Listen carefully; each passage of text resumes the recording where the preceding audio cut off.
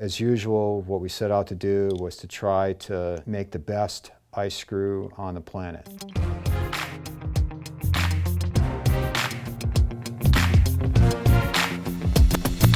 Necessity being the mother of invention is where it always begins with climbing gear. You're either making something that doesn't exist because you need it, or you're making something that works better because you need it. And we set out to make something that works better than everything else. You know, number one thing is, can you make it lighter? Because in climbing, weight is the enemy of success. We also wanted to make it higher performing. Modern screws perform extremely well in cold ice because the teeth have gotten really good, but that has also caused some issues in warm ice where those same teeth form a plug in which the ice screw binds up. And so we had to address that. Also, we wanted to address the fact that popular routes have a lot of ice screw holes at every stance, and we wanted to make a larger diameter screw that would allow you to safely reuse any of the holes without having to make another one. And at the same time, we wanted to have the hanger be compact, still have plenty of leverage, but not be so big that it required a lot of clearing in order to be able to get the screw into the hilt. And so we needed to address that. And then lastly and finally, we wanted to make shorter lengths to allow thin ice climbs to be protected better. You don't get to choose how thick the ice is, and the ice doesn't have to be very thick to be able to climb, and that means you're going to climb it. So you need some short screws, and those short screws need to be pretty strong. And that again supported the case for a larger diameter tube, which was going to be stronger and also have more thread on it in order to hold in that thin ice.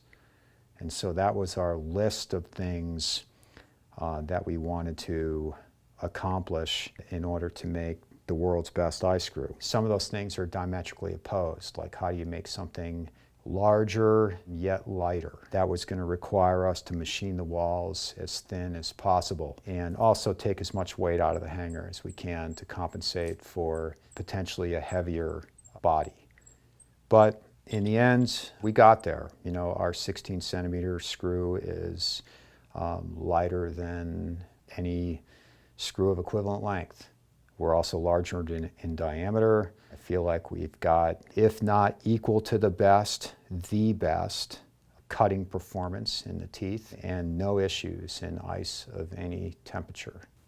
Aluminum body, stainless steel tip with 3 teeth. That larger diameter tube gives you the benefit of a stronger tube, more thread around the tube for holding power in thin ice, also a wider stance between the teeth, making for a faster and more stable start of the screw, and the ability to chase any other old screw hole fairly tightly so you can reuse previously used placements.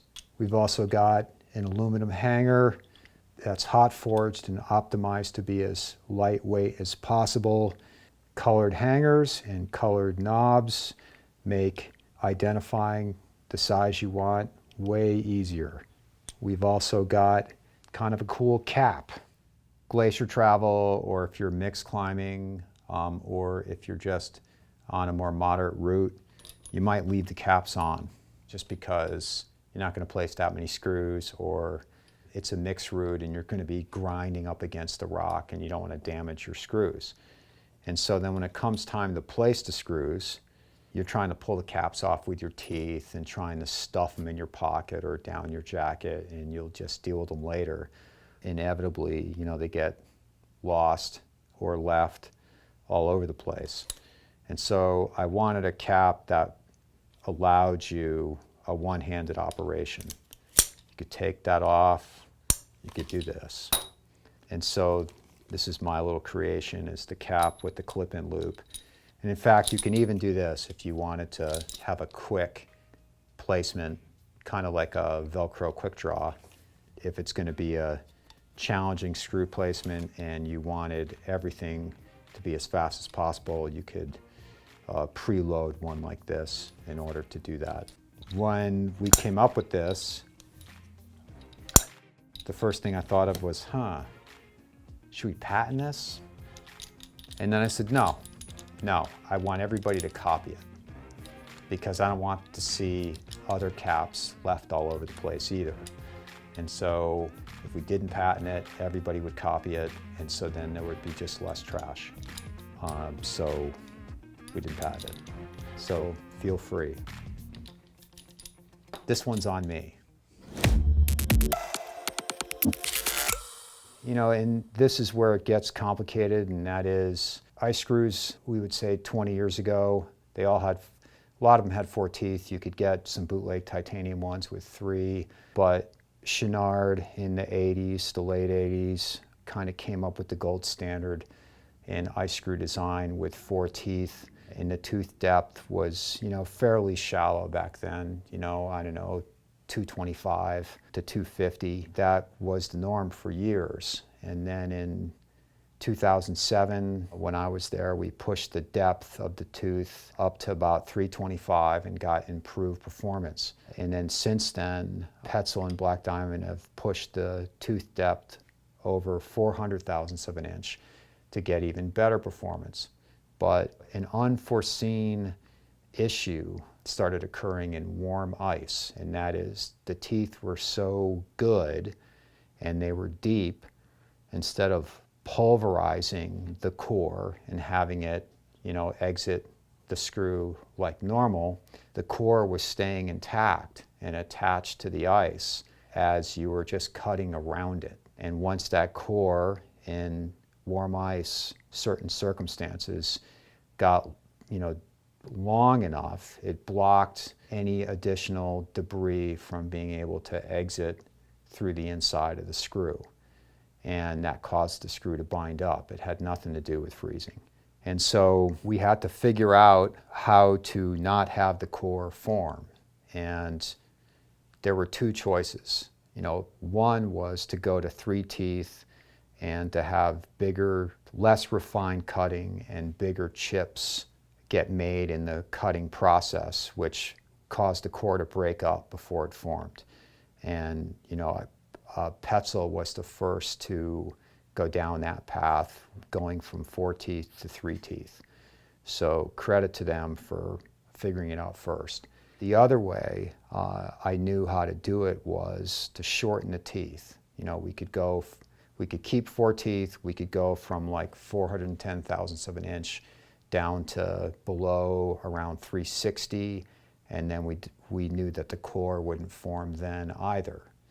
And so you're left with a choice. Which way do you go? Shorten the teeth, stick with 4, keep the teeth the same length, and go with 3. And so we decided that we would go with 3 with the longer teeth because we could refine the cutting of the longer teeth easier than we could change much with a 4-tooth design with just shorter teeth. So we needed the longer teeth for the improved cutting, but we needed only 3 of them to not have the core form. So we just focused our efforts on a 3-tooth design with refined cutting. And so it took a lot of iterations because a lot of this isn't obvious. And you can only science so much of it before you're now just experimenting with angles. And you know, we did a lot of prototyping, and I feel like we got to a good spot. 70-75 on the screw body. It's a stainless steel tip. I won't get into which stainless it is. And it's also a aluminum hanger, and I won't get into what material the hanger is either, because some of this stuff, in order to hit the weight targets and the strengths, we had to go exploring aluminum alloys and do a ton of testing, so I don't want to just give that away. A little pet peeve of mine was color. Now we've color-coded the hangers themselves, because when you're looking at your screws, you're just looking at the top of them. After 22 years at BD, we had established Camelot colors. I had taken those Camelot colors and made them ice screw colors, same coating. And so others in the industry have picked up not only on cam color designation per size, but also ice screw color designation per size based on the cams. And so we're just also doing that as well. And there's no point in doing something different than what the industry and myself previously have helped determine. And so yeah, we're sticking with what is the industry standard at this point for color. We're actively trying to get the certification requirement changed. In ice screws, it's a 10 kN requirement. In cams, it's a 5 kN requirement. In stoppers, it's a 2 kN requirement. And so it makes no sense that ice screws would be 10 kN, which in reality is stronger than most small cams by almost double in some cases. It would make the 10 cm screw, if you really stuck to only producing what could be certified, unavailable. And that would mean thin ice climbs unprotectable.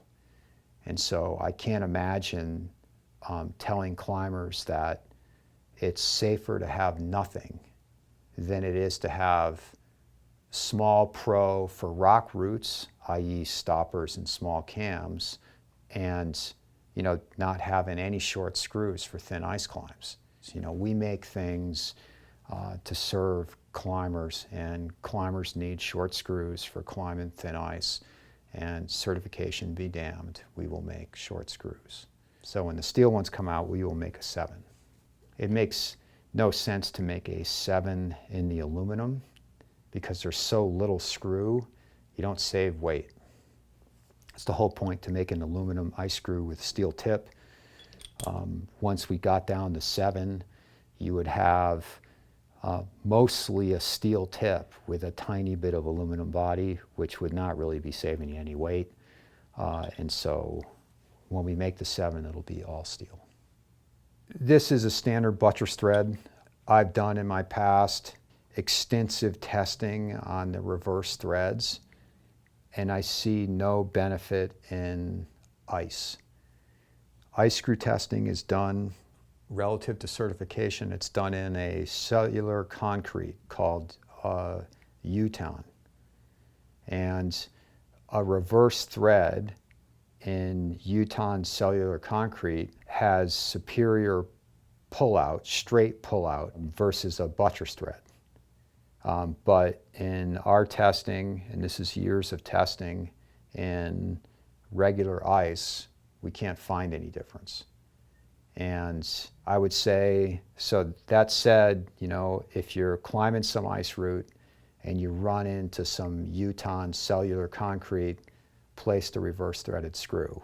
But if you're just climbing ice, a buttress thread is just fine.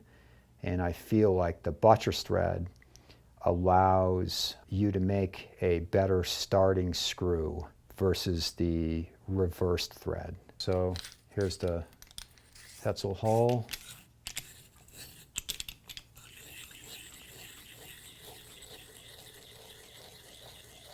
And then it's nice and tight, it's not rattly at all. So you get a good solid feel, no slop, the lightest and the highest performing screw in the market. And I'm not making that up.